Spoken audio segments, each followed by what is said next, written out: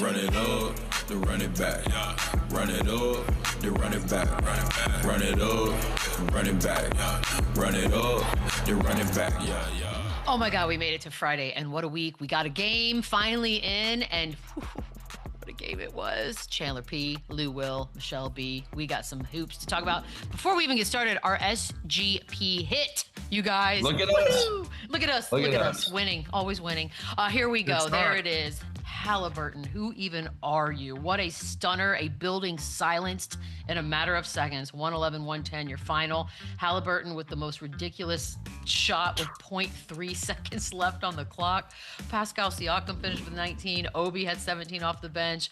There were 6 scores for the Pacers in double digits. But let's just start with the obvious, Chandler. The fact that the Thunder led this game the entire time, up until that 0.3 second situation.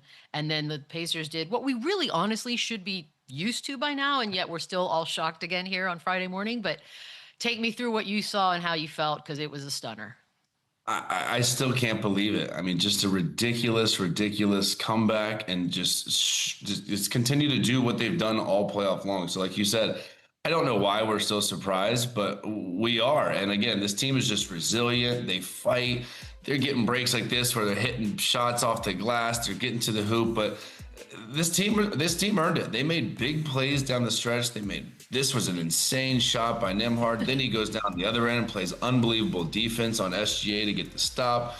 Little plays like this is just exactly who the Pacers are, where a shot goes short, Siakam doesn't stop playing, he gets the offensive rebound, and they really just don't stop fighting and playing until the buzzer sounds. And the early turnovers were killing them, right? They had 24 turnovers to 6 Oklahoma City turnovers and still find a way to win the game. And Haliburton, this wasn't even his night. They were letting Nembhard be the primary handler early or late in the game. And then still, how about the trust in Rick Carlisle just did not call their last timeout, put the ball in Haliburton's hand, and just let him do what he's done all playoffs long, and that's just make a huge play for their team when they need it the most. So this was incredible. I think this kind of shocked everybody. That arena last night, you could hear a pin drop. Like everyone in that city right now, I think everyone in the world was shocked, and they shouldn't be. This team is for real. Tyrese Haliburton is for real, and this team is not just going to lay down. They don't care if they're 10-point underdogs, 12-point underdogs. They think they belong here, and they showed us last night they do.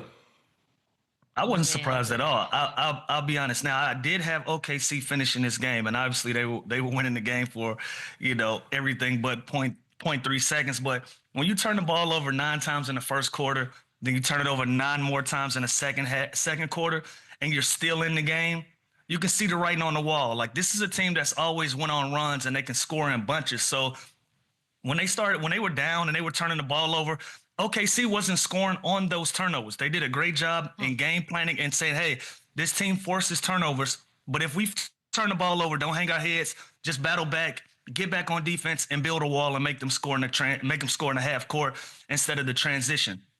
I think they did that well. I think they also, even on the dead ball turnovers, they were able to get back and build that wall on defense. So they were never out of this game. As many turnovers as they had in that first half, it was an 8-point game. It was an 8-point game. They were lingering around. I think it ballooned to 15, but even when it got to 15, they got it right back to where it was manageable the entire time. Obi Toppin, he was off to a slow start. He had 3 turnovers in the first quarter, probably had some jitters from it being his first NBA Finals appearance.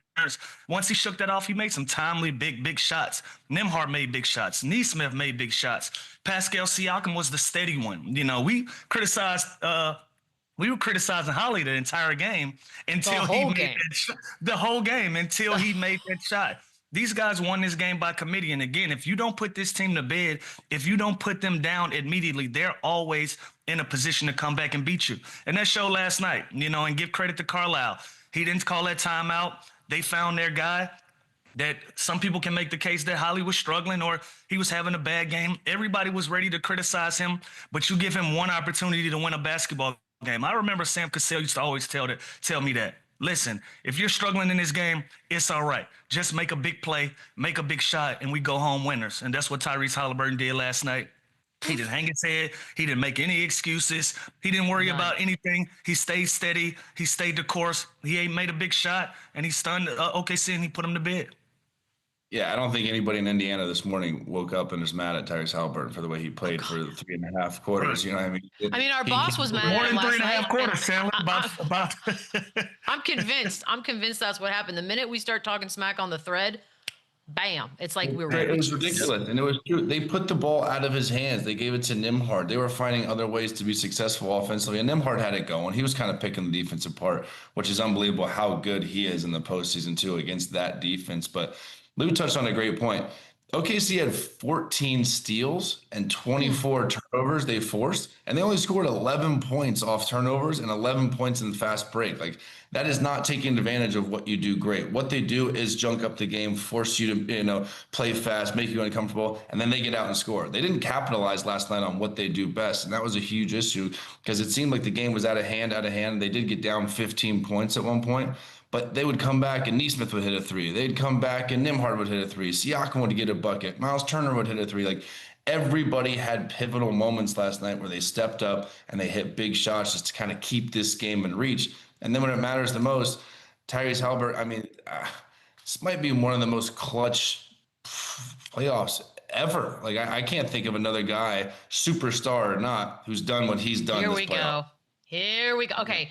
Before we get to superstar or not, because I don't think I didn't hear you say that just now, the one fact, the one stat that, again, we've had these crazy stats throughout these playoffs, and I can't get enough of them, and my brain's got too many, but 0-182 is where we sat before last night when teams were down by 9 or more with 3 minutes left, which, by the way, is a very logical conclusion. If you're down by 9 with 3 minutes left, you probably end up losing that game.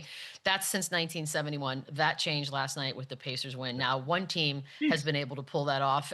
Here we go. Lou, I'll start with you because Chandler and the superstar thing with Tyrese Haliburton's an interesting conversation. I don't know who is having a better life right now, a better career, a better run, a better stretch, call it generational, whatever you want to call it. Yeah. Tyrese Haliburton has been doing something that has not been seen in quite some while. Has he become, in your mind, one of the best clutch players, especially because he's doing it all in a postseason? He's having a great run.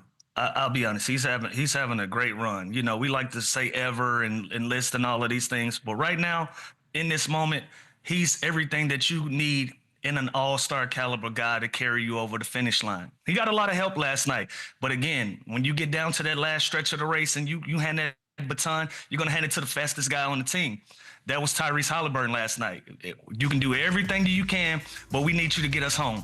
We need you to get us home in one piece, and bang, he does it right here. This is a team that doesn't go for ties. And even though they were only down 1 point, they're not going for the tie. They're going to try to beat you every time. So he didn't try to get a foul. He didn't try to do anything fancy. He got to a nice little 19-footer right there. A lot of times we'll say that's a bad shot. Analytics is going to tell you that's a bad shot right inside the three-point line right there. That's where he got comfortable. That's where he created space. He was able to send those guys home. He's having an incredible and remarkable run in this postseason. I wish some of these games they wouldn't play catch up all the time because at some point this is going to come back to bite them. But it's worked thus far. But if this is a team that can take care of the basketball, that can play better, can be efficient on the offensive end and play the way that they've been playing, that's going to change the entirety of how we look at how this series is going to play out. Yeah, and how about this? It's getting to the point where I'm double teaming him if the game's on the line. I'm not letting him do this. I've never seen it. And I'll say it. This is the greatest. Double team. I'll throw everyone. Like, what's coming. Yes. Throw the book at him. He's not shooting the ball again. With the game on the line, Tyrese Haliburton is not shooting the ball against me. Like, there's just no way. He's proven that he has ice in his veins. He wants the big shot. He loves these big moments. And again, this team does too. This is the 5th time they've been down by 15 points or more and come back and win. This is ridiculous what this team is doing. They are up 1-0 in the finals. It's unbelievable. But Tyrese Haliburton, again, the whole not superstar thing. First of all, who cares? Like, who cares, right? Like, he is. If you don't care, Chandler, then why can't you call him a superstar? Because I'm just saying, like, again, after a shot like last night in a postseason, what he's doing, I don't even want to nitpick him and say he's a superstar, say he's not a superstar, because who cares? He's unbelievable. And what he's doing, I will say, it is the most clutch playoff performance stretch I have in the history of the NBA. Like, no, 4 game winners or game tires. No one's done that. There's been superstars, huge, way bigger names than Tyrese Haliburton, that have not come close to doing what he's doing right now. So I don't even want to take away and say he's a superstar, he's not a superstar. They don't care. Tyrese Haliburton doesn't care. And he is willing their team to these wins and forcing overtime like no one has ever done before. So you got to give him his credit. You have to give the offense credit. This was a balanced attack. Anytime you have 6 guys in double figures, you almost shoot 50% from the field. I think they shot 46% from 3 or something. Like, when you do that, this offense deserves to win, and they put themselves in a position by not giving up, being resilient, and putting the ball in the most clutch person's hand in the NBA. Like, right now, redo the voting. Jalen Brunson does not win Clutch Player of the Year. It's this dude, because he's doing it when it matters the most. By the way, he's got 5. He's second only to LeBron, who has 8 in game time field goals. 4 of them were this year. It has been something marvelous to watch. And again, if you're in the building last night, and I know they were feeling it, the win felt inevitable. It felt like, let's just hurry up and get the clock down so we can go outside and party in the streets. And then it was just an absolute morgue in there. To have that kind of power in your hands, the way Tyrese Haliburton has had now it's got to be an amazing feeling. For the record, I have Pacers in 6, and I had it before this thing started. But I want to ask you guys, because you have the Thunder coming out. I don't recall that. Oh, I've had it. Well, maybe it was on my other show that now no longer exists, but I've been saying it out loud publicly for a while. It's on my social. Let me ask you this. Does last night do anything for you? Does it change the idea that perhaps maybe this could go the other way? It does. I mean, it's the race to 4, right? So despite popular opinion, they're 3 games closer to the championship. And OKC has to get on the board. You know, I still feel like it's OKC in 5 or 6, but when a team can turn the ball over 25 times and still find a way to win the game, you got to recalibrate how you're looking at this thing. I don't care how smart you're trying to look or how genius you want to come off and predict everything right. This is basketball. It's the most unpredictable sport that you can imagine. So everything that we thought that we knew, Indiana erased it off the board. And OKC got to adjust. You know, I thought I got to give this one to SGA. I thought the ball got sticky last night. I thought he tried to work with the nerves and to work off some of the anxiety that he was having for this game. I thought he tried to shoot himself into this game. He probably shot him out of it. You know what I mean? I think he was very aggressive. You know, you had 10 attempts in the first quarter, right? Not necessarily uncharacteristic of him, but this is a team that's had success in their ball movement, the ball moving back and forth, side to side, everybody touching the ball, and they would turn good shots into great shots. I thought last night they played in a lot of traffic, and it started at the top. It started with SGA. I thought he was ultra aggressive, and it backfired. And as a result, I don't think they got the continuity in the ball movement that they're used to having last night. And Indiana was able to creep around in this game. And again, when either one of these teams are going to start making shots consistently, that's where the momentum was going to swing. And so once Obi Toppin got going, once Nembhard made a big shot, once Nesmith made a big shot, now you got a different series. This team is taking what they're given on the offensive end.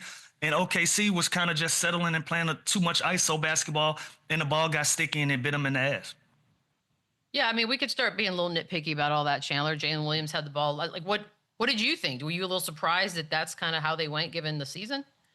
Yeah, I was. And listen, up until the last shot, I was so ready to come in here and praise SGA for being aggressive and not letting them lose by taking all their shots, and praise Lou Dort, who wreaked absolute havoc last night. Like, he was unbelievable. And praise Dagnall for going to Cason Wallace in the starting lineup to match up with the Pacers more and to get off to such a great start. Like, they did things right last night, just not enough. And they did get a little stagnant. They did get a little ISO driven and late in the fourth game, but that's also what they're really good at. That's what SGA is really good at. You don't want to see, Jalen Williams go 6 for 19 very often, but they did enough to win this game. I think it's more credit to the Pacers, how they stuck with it, how their offense kind of clicked, how they were making shots. When you shoot 50% from 3 or 50% from the field and 46 from 3, I think you're going to win a high percentage of those games. And the Pacers offense is capable of continuing to do this. And they've been the best 3-point shooting team all playoff long. So this is a dogfight. It should change your mind on the series. This series is by no means going to be a beating by the Thunder anymore. I think people were on the notice of that. But yeah, I think the turnovers were key. Think about it. The Thunder did what they do best defensively, causing 24 turnovers, getting 14 steals, and didn't capitalize on that. They have to get more points in transition. They have to get more fast break points. They have to, capitalize on doing what they do best. And they didn't do that last night. Listen, shout out the internet, by the way. The memes coming out of this, like the Pacers are like zombies. You can't kill them. Thibodeau, like I tried to tell y'all, like there's just one after another, Lou. You can't kill them ever. You can't. You can't. And again, I'm going to talk about OKC again. They only had 13 assists in this game. Very uncharacteristic of the things that they've done that made them successful and the reason that we look at them the way that we do. They forced 25 turnovers. A lot of these were strips. A lot of these were them being in the passing lanes. Defensively, they were doing their job. Offensively, I thought they were stagnant. I just don't think they played well together last night. I don't think so. Usually in that first quarter is when you see them moving that ball side to side, getting a lot of easy looks, getting easy three-pointers. Then they kind of went away from that. And as this game wind down, yeah, they have two of the better ISO players left in this series, and Jalen Williams and an SGA. But you usually can have other guys that are going to make impacts for you. It just felt like they were just trying to win the basketball game and they were going to be the leaders. That works a lot of times, but last night, it just didn't work. We're one pull-up jump shot away from having a completely different conversation. So we're not going to overreact to how they played and the things. They can make some small adjustments, but the things that made them successful on the offensive end, they just didn't get it done last night. And I'm sure they'll make their adjustments in game 2. It'll be another battle as well. And let's not forget, they did lose game 1 to Dimmer, and they responded very, very well as a young team. So they've been here before. They stayed cool, calm, and collected. I know SGA says it's just another game. It's not just another game. It's the NBA file, so it kind of Shaq did not like that. A little bit more weight on this. It's not just another game, but that's also what makes him great. That's also what makes him a great leader, and he is just calm. Whether you're up 20, down 20, his demeanor does not change. And when you look at your best player and he's not panicking, that kind of sets the tone in that locker room. Being down, losing a game, smoking a game like this on your home court, the last thing you can do is panic. So I don't hate what he said, but they do have to be better. They do have to clean this up because they are in an absolute dogfight moving forward in the series. And the Pacers now know that they belong and they know they can beat them. And the Pacers woke up this morning thinking we are the better team. We are 3 games away from being NBA champions. Dang. I mean, look. Now, go ahead. Sorry, Lou. No, I don't want them to panic, but I need to hear some urgency. Like, this is it. This is the NBA Finals. This isn't like you can't warm up into this thing. And if you've learned anything about the Indiana Pacers, you for sure can't warm up into this series against them. They believe that they belong and they believe that they can win games. And they have the confidence to go out and do it. So all of the cool stuff, we got to push it to the side right now. Let's get urgent. Let's get urgent. We want these guys. Now, I'm sure they're going to respond. They've been one of the best teams in responding to adversity all season long, whether it was Chet going down or whatever. They've been one of the better teams dealing with adversity. But right now, down 1-0, this thing is shifted back to Indiana. Indiana has earned themselves home court advantage right now. So you find yourself in a dog spot find yourself in a dog fight like the New York Knicks did. We see how that ended for them. So you don't want to be the next team on that list. You don't want to be the next team that go down because you're too cool and saying, this is just another game. No, this is urgent. Now we got to go. Yeah, someone last night was saying, like the Bucks, the Cavs, the Knicks, they're sitting at home right now saying, "I told you so." Like I told you. It's amazing. Like there's an image of Thibodeau on the sidelines, like pointing at the court during one of the games with the Pacers. And he's like, "This is exactly what they did to us. Like it's the exact same thing." And just more justification. You should have never fired Tibbs. The lineup changes for OKC, and Dagnall talked about it afterwards and said there's some stuff they got to clean up, Chandler, and mentioned the fact that Cason Wallace is in the lineup rather than Hartenstein, and then the fact that Chet's out for a few minutes, and that's like they get outscored completely during that stretch of time. Give me a couple things that just stand out right off the top that do need to be cleaned up for game 2. I honestly like the move. I think going down to match their offense, that's what they do best, right? And the size advantage, I think when you add a Cason Wallace, who's an unbelievable defender, I think that's a smart plan. But then you look after the game and he's the lowest or the highest plus minus or the lowest with minus 13. I think they might adjust and go back and kind of take that away, because Siakam did early on just kind of, he wouldn't even try and play bully ball. He would just shoot over those guys when they went smaller. So I think that kind of hurt them a little bit. Chet, again, I didn't hate it. I was ready to come in here and praise the lineup switch. This is what we always talk about. These coaches have to make adjustments. He made the adjustment before they even played. So I respect it. It worked early. This team got off to an unbelievable start. Early on, everyone thought, man, this game is over. They're going to run them out of the gym, as did I. So I can't sit here and look at that and be like, oh, that was a mistake. I think now, after having a game film, that they can make adjustments, and Hartenstein did kind of provide them with energy, and Siakam did kind of expose the smaller guys in that mid-range where he just literally shoots over them.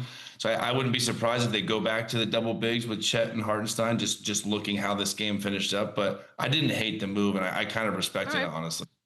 Yeah, I think it worked for the most part, right? I do think, now one thing I think Cason Wallace is a bad matchup for Siakam. Siakam was just shooting over him, or he was playing a little bully ball. But give him credit, Cason Wallace was battling. He was out there battling, so I don't hate that move. What I will say, he got to be more efficient with his bench. Now, you throw Wiggins out there, and you also throw Mitchell out there for 9 minutes and 4 minutes, respectfully. They didn't give you much. Tighten it up a little bit. Tighten it up to about 8 to 9 guys and stay there. You know, I know this is a team that wins by committee, and everybody that they put out on the floor, they feel like they can get some good production and good minutes out of them, and they can steal longer breathers for their starting guys.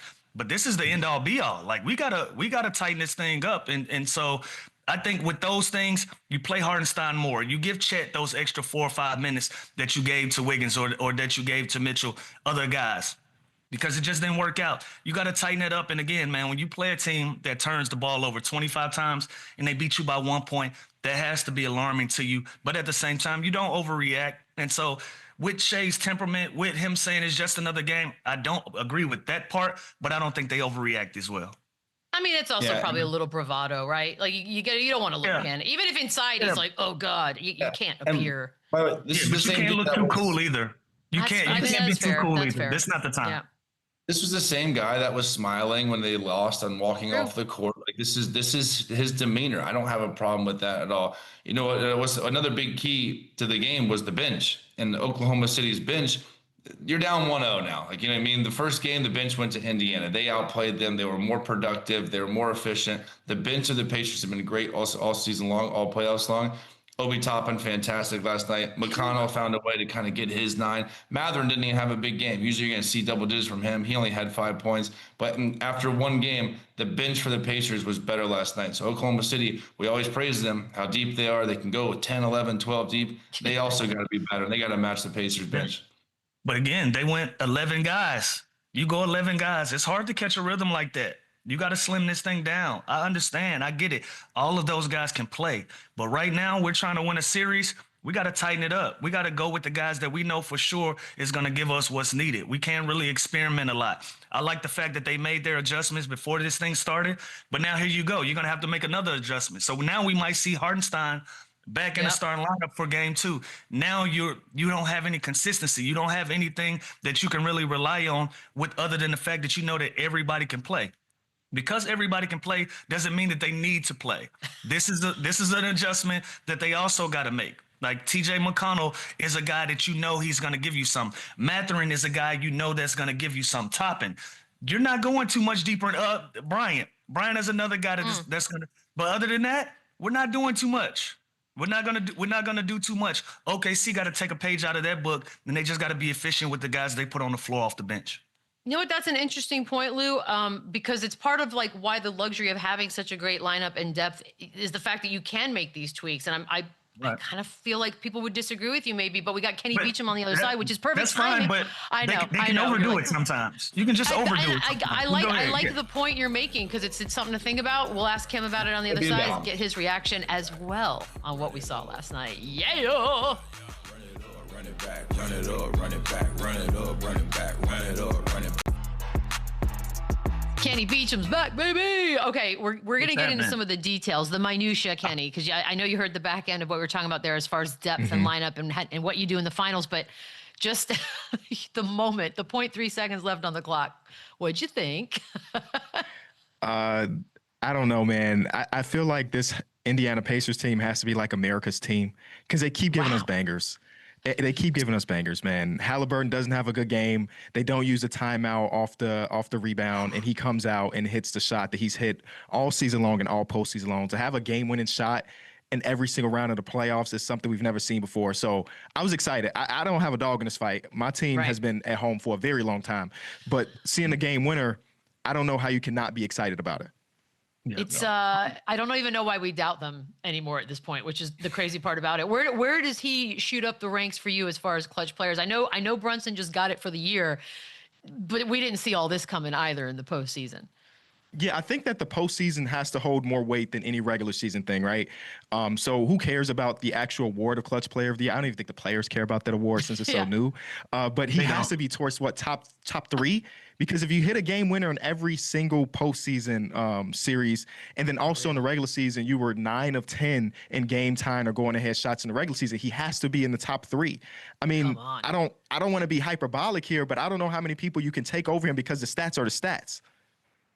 I mean, who are you taking? I'm not taking anyone right now. We gotta agree with you. No fight from us. He is one. What he is doing, Kenny, this playoffs is insane. And again, the for this postseason, all season long, he's been that guy.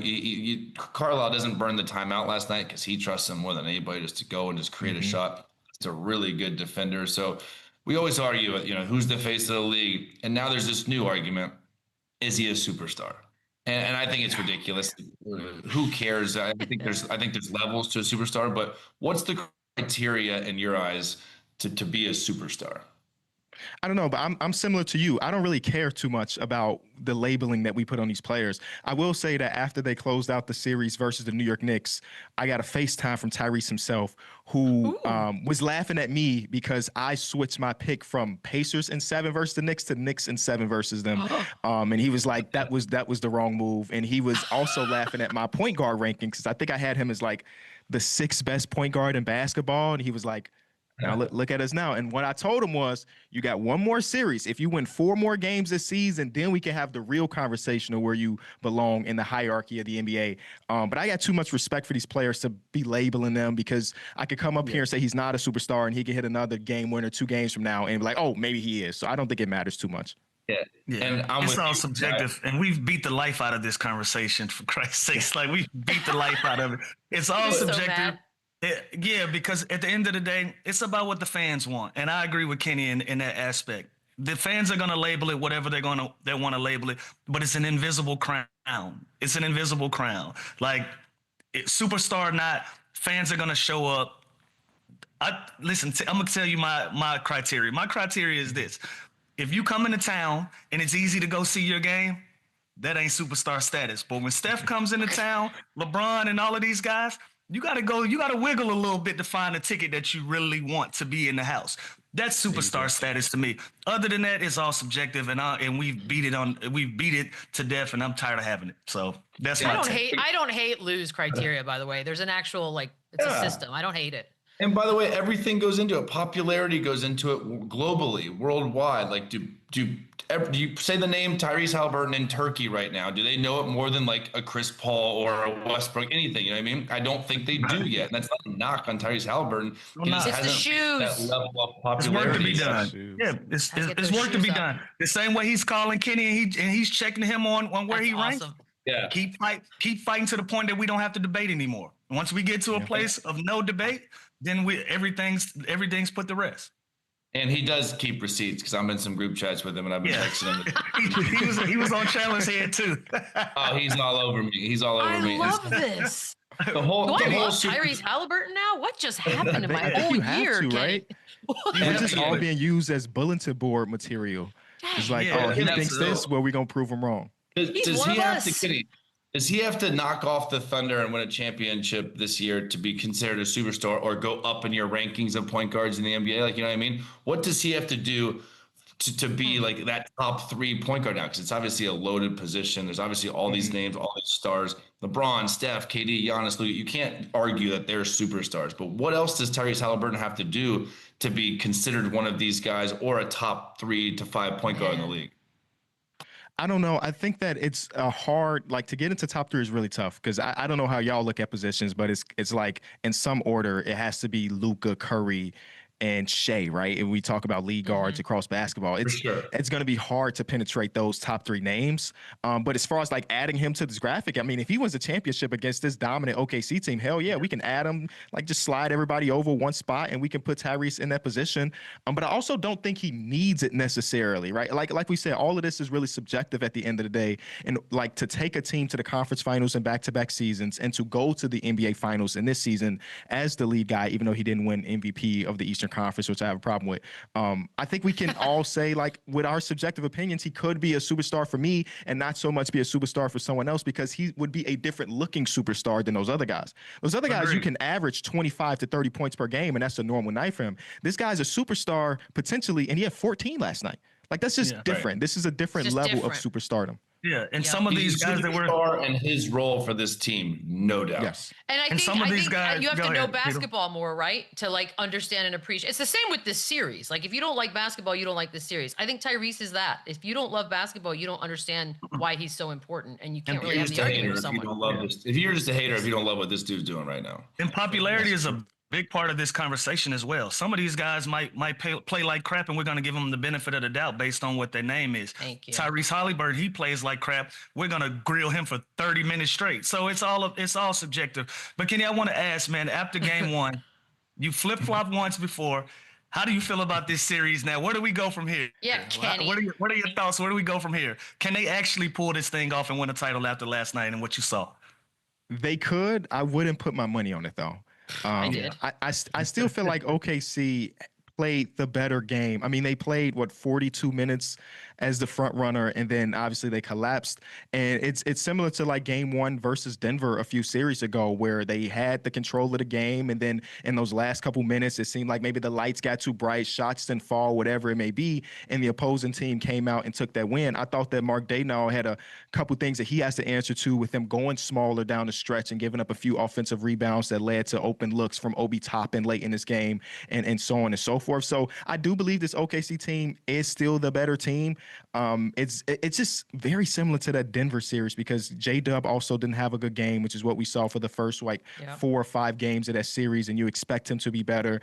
And Chet Holmgren only playing 23 minutes was really surprising to me. I know it's a weird matchup for him because throughout the playoffs, they've not hit him because he's more of a roamer, but he's been guarding like the non-shooters, whether it be the Aaron Gordon, whether it be the Jaden McDaniels. Both of those guys hit shots in their series, but they've allowed him to roam, and you can't really have him do that against this team unless you bring back the double big lineup, which I didn't mind them going smaller in the starting lineup, but for them, Chet and Isaiah Hartenstein to play 0 seconds together was surprising to me. So it did feel like at times it was some overcoaching on their side, instead of just being like, this is who we are, let's play our game, and then we adjust. Right. Fair enough. Yeah. Fair enough. Look, we got to talk a little Knicks with you. I know you're already way ahead of it, GMing your video there, trying to rebuild them, see what we're going to get for a championship contender. So that being said, what does that look like? Like, what are we adding? What are we subtracting? What do they need to do, in your opinion? First of all, I will say I was really surprised about the THIBODEAU thing. I know there was rumors, before the playoffs even started, but I think that when you lead a team to the conference finals for the first time in 25 years, you get somewhat of the benefit of the doubt. Now, since then, there's been reports about, people in the locker room not really loving them too much, but I've seen teams, mine included, fire Tom Thibodeau as a coach and then spend 10 years being awful. So I'm not saying that's the destiny for the Knicks, but, they have to hit that next coach, I think, is the number one thing. And the number two thing is, you have to figure out if the ceiling of a Karl Anthony Towns team is a champion team. Love Karl Anthony Towns. He's one of my favorite players in basketball, but we saw that when he was in Minnesota pre-Rudy Gobert, there was a hard cap on what they could be defensively. He's the full-time 5. They trade for, at that time, the 3-time Defensive Player of the Year, and eventually they get to the conference finals. The best lineups they played in this postseason was with Mitchell Robinson and Karl Anthony Towns on the court together, but you also can't play that down the stretch because you don't trust Mitchell Robinson to hit his free throws. So it's like, do we just overtax on them being a really good offensive team and hope that they can get timely stops, or do we figure out a way for Karl Anthony Towns to be alongside a 5 full-time, or do we trade Karl Anthony Towns? And I don't have the answer to that, and that's why I'm not in their position, and I'm here talking to y'all. I wouldn't want to be in their position, honestly. Who wants that game? It's a tough one. Good Lord. I feel like this though, Kenny. Who do you, out of all of these teams in the playoffs that were in the playoffs, which team do you feel like is going to take a major step back? I know Boston is talking about making some moves. Knicks firing Thibodeau. Who do you feel like is taking a major step back moving forward? It's hard to say. I think Boston is the number one team, but obviously they got some trades to make too, so they may look completely different going into next season. I think a lot of the teams that we saw in the postseason this year on the Eastern Conference side will probably be there next year. Like the Cavs were disappointed come postseason. I think they're still going to be really good next year. The Knicks will still be really good next year. The Magic should be better when they get healthy. The Pistons should be better with just another year under their belt. Maybe it is the Bucks because we got a Damian Lillard injury for the first couple months of the season, or maybe the entirety of the season. But everybody else here is going to be better. And then you still got teams that I have a little bit of love for, like Atlanta getting better, or the 76ers having a third pick and having a healthy season. So, you know, they talk about the Eastern Conference being the worst of the two conferences, but the teams that are good are still pretty good. Yeah. Understood. Now, how about one of these non-playoff teams becoming a contender? Like you just mentioned, Philly. Obviously, Dallas got one pick. San Antonio made some moves. There's some teams that didn't make the playoffs that could be a real contender next year, or not yet? Yes, I think our good old friend Shams talked about it potentially being the most exciting offseason of all time, which I'm excited to see that end up being true. And if that is the case, if it will be the toughest and greatest offseason, the Spurs have to do something with the second overall pick to make that real. I don't know who that is or what that is. We've already seen reports that like Dylan Harper's camp is not really in love with the fit because they already have a log jam at guard. So if we gonna have that crazy season, it's Giannis. Maybe. What are we maybe doing? it's Kevin Durant. Maybe it's Giannis. I've even seen Jaylen Brown if they decide it. No, it's done. Yeah, exactly. It's done. I like that pick before it starts them. I feel like, by the way, any of those three would be contender. Wait, do you really think so, Kenny? Like, do you think like it's that easy? Like, if they get one of those guys, San Antonio, all of a sudden we're talking yay again, and that's for me. You're in the conversations. I don't know if. You're in playoff contention. It puts you in a playoff. I don't know if they're competing with OKC immediately. It goes from a hell of a future to win now. Like, you're going to give up Castle and Johnson or Vassell. You're going to give up. We don't know what we're giving up yet. Hold on. And we don't know anything. But that changes the way we look at them as well. All of the rebuilding and all of that, that's out the window. Now you got to go. Now it's win now. Now it's time to play. Yeah. And the alien is going to continue to get better. So that's also the thing on top of that. So love that kid. I would say it's probably them if they trade number 2. All right. Kenny, can we talk about the Bulls? Oh, no. Sure. I don't know why we would do that, but if you want to, we can. I want to offer my condolences on them getting the 12th pick. I know that earlier that day he posted Cooper Flag in the Bulls jersey. Oh, Kenny. Yeah. No one saw Dallas get it. How pissed were you? Walk us through that draft lottery night, because that was a bummer for Chicago. I appreciate that, Chandler. I had gone through the stages of grief already, but you bringing it back up, I guess I'll do it again. It was tough because I don't know if y'all know, but the Dallas Mavericks and the Bulls had the same exact record. So when that happens, we basically get pulled into a room and you flip a coin to see who would have the better odds. Dallas won the coin flip, and they won Cooper Flag. Also, we were brought into that room years ago. Same team, Dallas Mavericks. They flipped the coin. That pick ended up being the pick that ended up being LUKA Doncic. So I will just say I have had it real tough. I've had it really, really tough. But now I'm scouting people to be in the 12 range. And like, you know, Shai Gilgeous-Alexander and Tyrese Haliburton were drafted around 12. Maybe we can do something like that too. That's you got to try to be optimistic. That's the spirit. Yeah. Hey, but you know what, Kenny?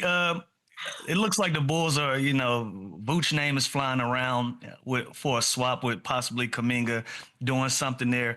Would you be excited about a Kuminga, Giddey, Kobe White trio being the foundation moving forward? Talk to me. Vooch has been on the trading block for 18 years. Yeah, hey, man, he's steady. He's a sturdy one. He can't get out of there. I have to be excited, I guess. I mean, honestly, you asking that now, I wouldn't be like, we're not going to move mountains, right? We're not going to be that good. We're not going to be good at all, I would add. But I would have to be somewhat excited. I will be there opening night, the home opener, like I always am, and with my jersey on. But I'm kind of tired if I'm being honest with you. We got some good news with the White Sox. You know, I thought my whole life the Reinsdorf family was going to own all of my favorite teams, and now they're selling part of the team. So it's like, you know, we got a little another wins here and there. Ishbia? Who knew? But you know what? The Ishbia Ishbias. family likes to spend money, and baseball is that sport where spending money is king. So I would be completely okay with them taking over the White Sox. Oh, see, guys, he doesn't want to talk about the Bulls. Stop making him talk about the Bulls.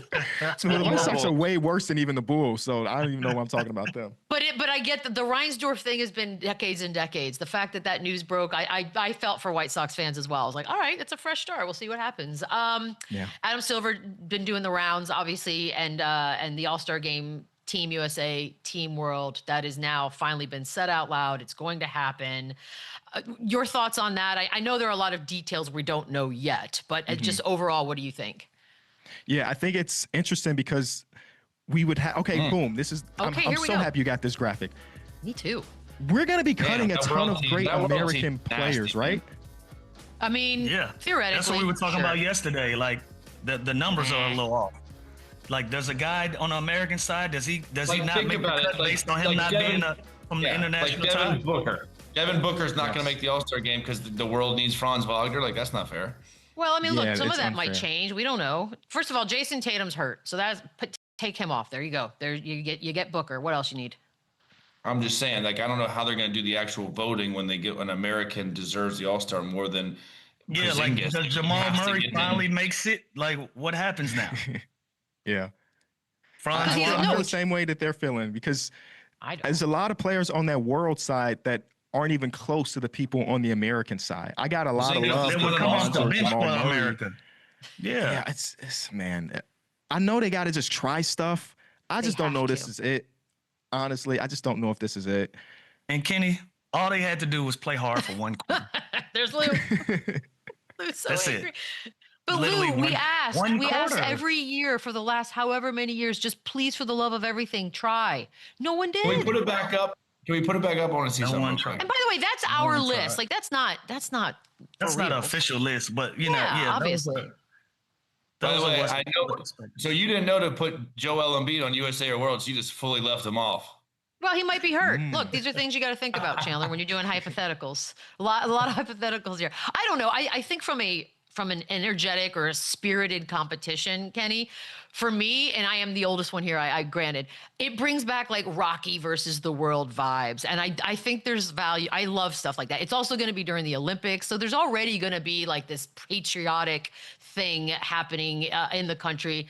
And I'm a contrarian, so I'm world. I'm world all day, every day, Kenny. We did all this to make basketball a global game, just to turn us against each other in the end. Yeah, success. Also, Kenny, Giannis plays hard. Giannis plays hard for Greece, not the world. It's not like he hates America that bad that he's going to play harder. Well, look, world. We got a lot of months between now and then. Stuff could happen. He didn't even play last year at all. I mean, that's what I'm saying. The list is hypothetical. For nobody, for anybody. We're going to have you back on. Hopefully the series goes 7, and we'll get a lot more out of it. So enjoy. Thank you. We'll be right back. Thank you, guys. Run it back, run it up, run it back. The NBA Finals are here with FanDuel. You don't have to just watch from the sidelines. You can get in on the action all series long, because whether you want to ride with either side to win the championship or pick which player is going to have a big game, FanDuel has a lineup filled with all your favorite bets. However you want to play, it's not too late to join. New customers get started with $200 in bonus bets if your first $5 bet wins. Just download the FanDuel Sportsbook app. Make every game feel like Game 7 on America's #1 sportsbook. We had a lot of fun with Start, Bench, Cut yesterday, so why not keep it going? 3 players. Here we go. Chandler, you're up first. A player to take the game-winning shot. Well, this one is just something. Throw him up there. SGA. I know, right? I feel like the timing of this one is just a little bit rut. SGA, Tyrese, or Brunson. Go. I'm starting Tyrese Haliburton. I've seen enough. The guy's on a historic run.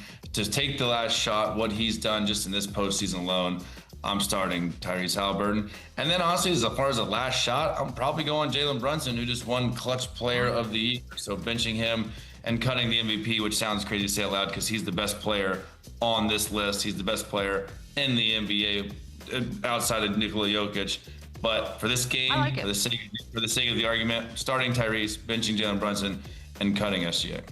Lou, which is crazy. Yay, nay?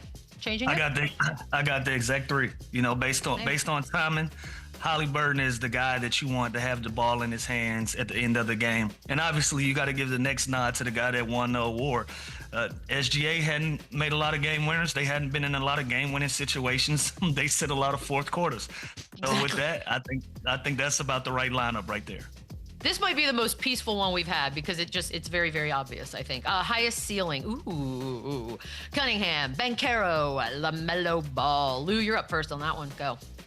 I'm gonna go as the pitchers go. I got CADE still having the highest ceiling. PAOLO was right there, and then I gotta cut LaMelo Ball that's having the highest ceiling.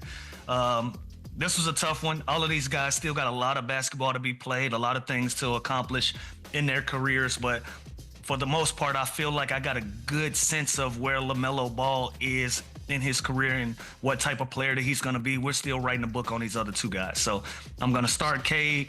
I'm going to bench PAOLO, and I'm going to have to cut LaMelo. Chandler? Couldn't agree more. Okay, 2 for 2? Well. All right, we're going to take a quick... Oh, we're taking a quick break. We'll do something on the other side. No, more. No, never. Run it up, then run it back. All right, Chandler, we're back. Best European player. There they are. Talk to me. Oof, it's a tough list. I gotta go start Jokic, bench Giannis, and cut LUKA Doncic. It's tough. These are 3 of probably the best 3 players in the NBA outside of SGA. But yeah, that's I gotta go Jokic, Giannis. Easy. Champion, not a champion, right, Lou? Not yet a champion. We'll see. Yeah. Why are you so Obviously, hesitant? because I'm having a problem with who I'm going to bench and cut. I'm starting Jokic, obviously, but I don't know, man. I love LUKA. I love Giannis for 2 completely different reasons in the way that they play. I gotta go with the champ with the cheese, man. So I'm gonna bench Giannis and I'm gonna cut LUKA until he gets some hardware. There it is. Look at us. We're 3 for 3. We'll revisit it when he gets his hardware. The bromance today. So peaceful. All right, this is Lou's favorite topic. Next face of the league. SGA and Victor Wembanyama. Go ahead. Next face of the league. They're all. It's gonna be Shea. I'm gonna have to bench Wemby, and unfortunately I'm gonna have to cut AE. That's just the way that it's being projected right now. That sounds crazy, but it is what it is because they're gonna put the marketing machine behind Victor Wembanyama when they start winning at a high clip. The dude is in China right now crushing it. I think he might be ahead of both. He's gonna have a media machine behind. If they can go on a run and be top 4 in the West, we're gonna get sick of seeing his face. So start SGA, bench Wemby, cut. All right. Chandler, yay or nay? I gotta do the exact opposite. I think the NBA is pushing Anthony Edwards to start. What? Bench SGA and cut Wemby. You can't. The big is not gonna be a face. We haven't seen him in the playoffs yet. Wait until he's going to be playoff Wemby. race.